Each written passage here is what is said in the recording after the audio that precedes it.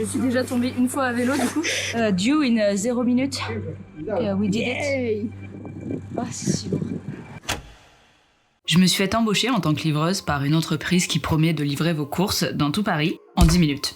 Depuis le début de l'année, il y a plein de boîtes de quick commerce qui sont installées en France. Et en fait, ces boîtes, elles sont vraiment faites connaître parce qu'elles font énormément de pubs. On peut les voir dans le métro, dans les abribus, dans les taxis. Il y en a même qui font des gros partenariats, notamment avec le PSG.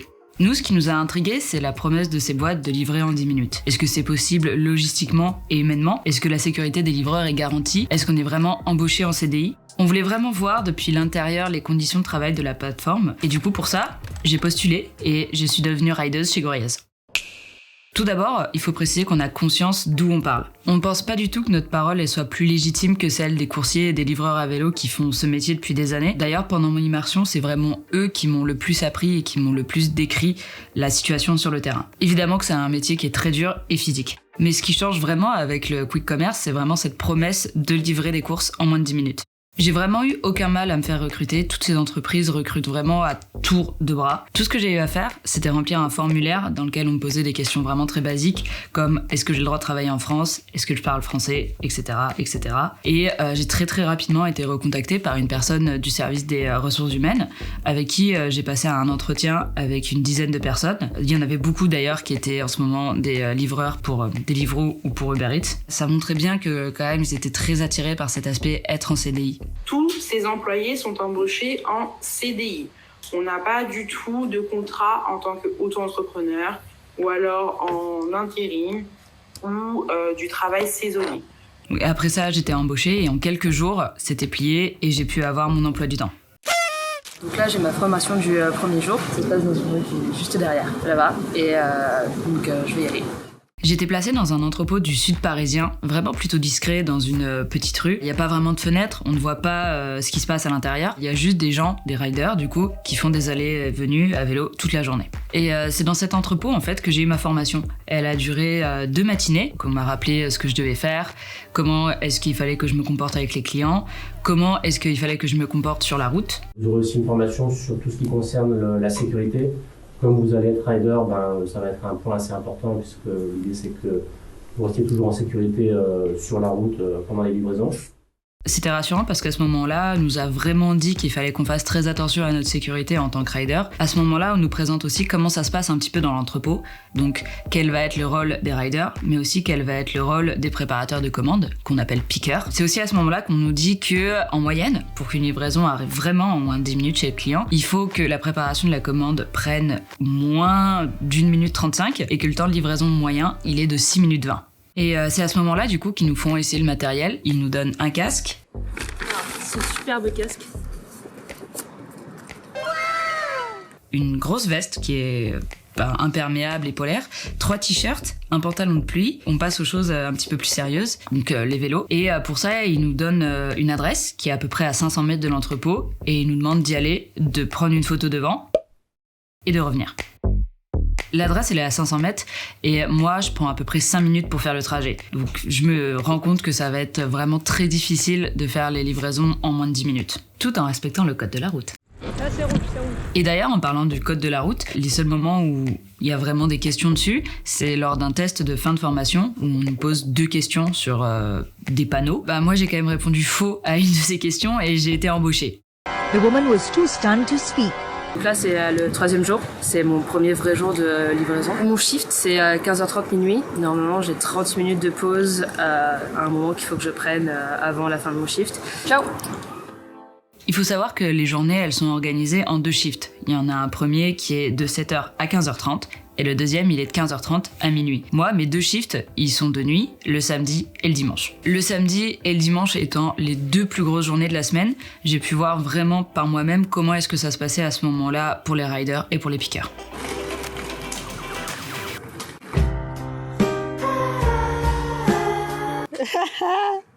Quel échec! C'est ta première course toute seule? Vas-y. Et je suis déjà tombée une fois à vélo du coup. Un échec, putain, je te promets.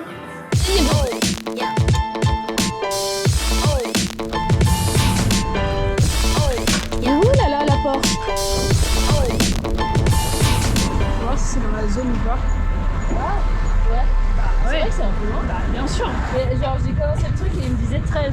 Vraiment, le premier point à aborder, c'est qu'il est très difficile de faire les livraisons en moins de 10 minutes. On a des vélos électriques qui nous sont fournis par Gorillaz, mais le fait est que ça n'empêche pas de prendre beaucoup de temps. Le code de la route, il faut qu'on le respecte, et du coup, bien évidemment, ça nous fait perdre du temps, surtout à Paris où on peut avoir des bouchons, des feux très longs, des grosses intersections qu'on peut pas forcément couper. Puis surtout, le problème que moi j'ai vraiment eu beaucoup de fois, c'est que les livraisons qu'on m'avait attribuées étaient en dehors de la zone de livraison dans laquelle j'aurais dû rester. Du coup, moi je crois que le temps de livraison moyen de 6 minutes 20, je ne l'ai absolument jamais fait. On a 2,4 km là sur cette livraison qui doit être faite en 10 minutes.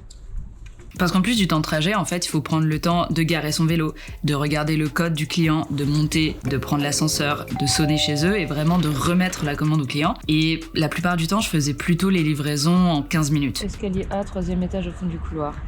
Oui, mais tu ne m'as pas donné de code, madame. Eh bien, écoute. Dans 1 heure ? One eternity later. J'ai l'impression que ça m'a pris que 3 ans à peu près. Et donc là, du coup, je vais valider la commande qui était due 16 minutes ago. Donc, oups.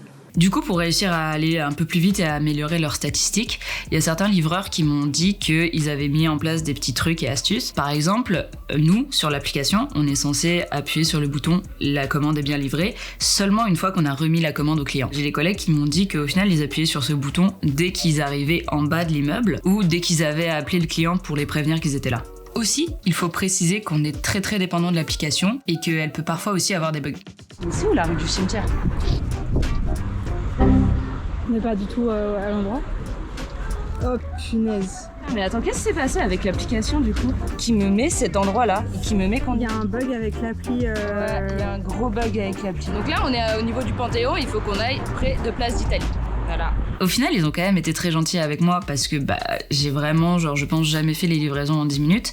Mais je sais pas si, au bout d'un moment, ils auraient pu m'en vouloir pour ça, si j'aurais pu être virée. Il y a aussi cet autre aspect, c'est que si tu fais pas tes courses en 10 minutes, tu as moins de pourboire. Et ce qui est normal parce que les gens s'attendent à une livraison en moins de 10 minutes. Si toi t'arrives au bout de 20 minutes, ils auront pas forcément envie de te tiper. Le problème, c'est que toi, du coup, aussi, ça t'incite à prendre des risques, à griller les feux rouges et à essayer de faire le plus vite possible pour pouvoir avoir le plus de pourboire.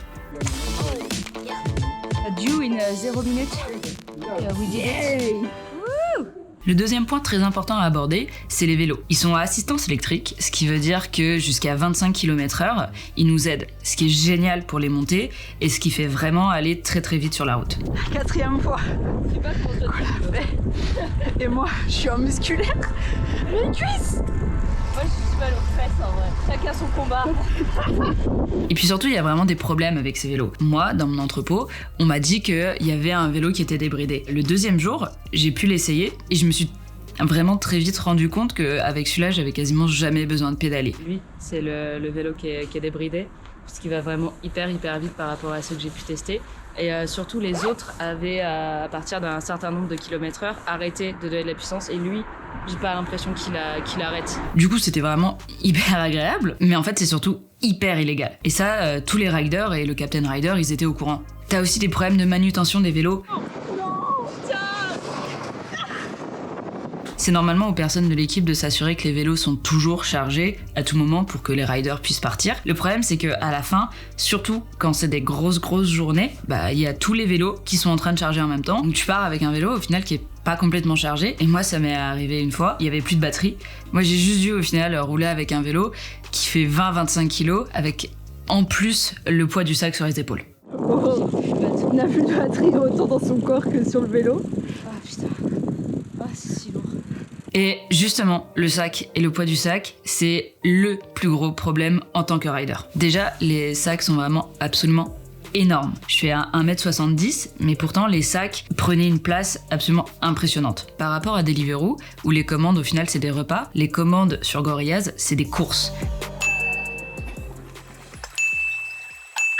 Est-ce que t'as vraiment sorti 3 sacs de courses? Oui, de 3 sacs de courses, dont je crois 1 kilo de patates ou d'oignons. Il y a plusieurs fois où je me suis retrouvée à livrer des personnes qui avaient vraiment commandé des courses pour toute la semaine. Quand je sortais les sacs et quand je leur donnais, je voyais des paquets de pâtes, des paquets de pizza, des bouteilles de lait, des bouteilles d'eau. C'est vraiment des choses qui vont peser très lourd sur le dos. Il n'avait pas d'ascenseur. C'est vraiment littéralement un sac entier de bananes, j'ai pas compris. Et tout ça, c'est renforcé par les promotions que fait Gorillaz. Pour se lancer et pour se démarquer, l'entreprise a tout le temps des énormes codes promo. En général, ces promotions, elles s'appliquent que pour des commandes à partir d'une certaine somme d'argent. Ce qui fait que toi, derrière, tu vas te retrouver avec de plus en plus de commandes qui sont très lourdes. Petite anecdote, avant, j'ai postulé dans une autre entreprise et eux m'ont refusé parce que je suis une femme et qui reconnaissent que leur travail, il est très physique. Quel poste, rider? Ouais, rider. Alors, il y a forte chance qu'il y a des livraisons un peu physiques, ou sacrément physiques quand même. Parce qu'on a déjà recruté des filles qui nous disent, c'est pas pour être discriminatoire, qui disent je vais être rider, mais après arriver 2 courses, comme moi j'ai une place, c'est pas juste pour que la personne elle vienne et après elle pense qu'elle va être séparateur, qu'elle va nous faire des œufs, que la personne va nous faire des œufs doux, parce qu'elle doit travailler, ou elle doit avoir de l'argent, etc. D'accord? C'est un phénomène qui est encore renforcé quand, à des moments de rush, on fait du staking. Donc là, je fais ce qu'on appelle du staking. C'est 2 commandes en 1. 2 commandes qui sont assez proches, que je vais livrer à la suite sans passer par l'entrepôt. Ma chef d'entrepôt, à un moment, elle m'a quand même dit que quand certaines commandes, elles étaient trop lourdes, on pouvait les donner à 2 riders séparés. Mais enfin, moi, en tout cas, c'est jamais quelque chose qui m'est arrivé ou que j'ai vu. Last one. Ouais, j'espère. Hein. Franchement, après, non, il y avait encore 2 riders après moi. On va y aller tout doucement, quoi. Qu'est-ce que je retiens de cette expérience? Est-ce que les livraisons peuvent être faites en moins de 10 minutes? Je suis pas sûre. Est-ce que les employés sont bien en CDI? Oui. Et est-ce qu'il y a des points à améliorer aussi? Oui.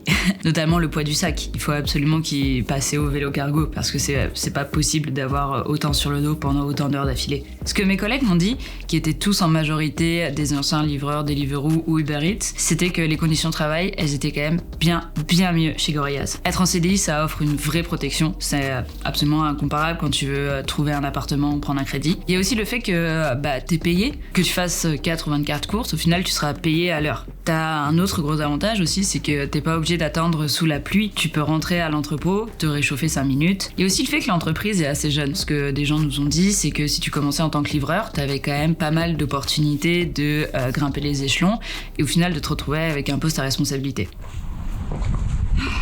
C'est fini? Et ça finit plus tôt en plus. Oh putain, il y a une commande qui arrive à 55. Du coup, on recommence demain. Et toute la semaine. Je t'attends à 7h. C'est le deuxième job après qu'on finisse Exactement. le taf de journaliste. Super. Au final, le journalisme, c'est bof. Hein. Ouais. Être assis toute la journée. Du coup, bon courage vraiment à tous les livreurs qui font ça, putain. toutes les livreuses. On est de tout cœur avec vous. Expérience 48 heures dans la peau d'un livreur Gorillaz. C'est ciao. Ciao. Après avoir tourné notre reportage, on a envoyé une liste de questions à Gorillaz. Voici leurs réponses. On a interrogé Gorillaz par rapport au poids des sacs que les livreurs doivent porter. Ils nous ont expliqué qu'ils n'avaient pas trouvé de normes qui encadreraient le poids des sacs en France. Ils nous précisent quand même qu'eux-mêmes, ils ont choisi de limiter le poids des sacs à 10 kg. Lorsqu'une commande dépasse ce poids, ils précisent qu'ils envoient plusieurs riders pour réaliser la commande. Par contre, c'est pas tout à fait vrai. Il existe une législation qui encadre le poids des sacs et qui les limite à 5 kg. C'est la convention collective des transporteurs. Le problème, c'est que Gorillaz n'a pas signé cette convention-là, mais celle sur le commerce à distance. On leur a demandé pourquoi, mais on n'a pas encore eu de réponse de leur part. Gorillaz nous a aussi précisé que depuis que j'étais partie, ils étaient en train de déployer toute une flotte de vélos cargo. Ce qui permet aux livreurs en fait de pas avoir le poids du sac sur ses épaules, mais plutôt à l'avant ou à l'arrière du vélo. Et ils nous disent aussi qu'il y a des vélos avec des caisses présentes sur le porte-bagages. Pour ce qui est des livraisons en 10 minutes, Gorillaz nous a bien précisé qu'ils ne privilégient pas la rapidité à la sécurité des riders. Ils nous ont dit aussi qu'ils promettaient maintenant une livraison en quelques minutes plutôt qu'une livraison en 10 minutes. Il n'y a plus d'engagement au niveau du temps. Après, pour l'instant, sur leur site et sur l'app, toute leur communication reste axée sur le fait que la livraison sera réalisée en moins de 10 minutes. Mais apparemment, quand il y a des retards au niveau des livraisons, que ce soit à cause du temps ou parce qu'il y a beaucoup de commandes, il y a des notifications qui préviennent les clients directement dans l'app. Gorillaz nous a aussi dit qu'il y avait un très faible taux de départ en fait parmi les riders, que la plupart valident leur période d'essai et qu'une fois qu'ils sont confirmés, ils sont assez nombreux à rester au sein de l'entreprise. Enfin, il y a toutes les questions qu'on avait sur les vélos débridés. Gorillaz nous a précisé qu'il faisait appel à un prestataire extérieur pour tout ce qui était contrôle et maintenance des vélos électriques. Gorillaz condamne le fait qu'il y a des vélos débridés et il confirme que c'est pas du tout normal et qu'ils prendront les sanctions nécessaires. On fera plus jamais de livraison à vélo, Louise. Si vous voulez voir plus de vidéos de ce type, Dommage.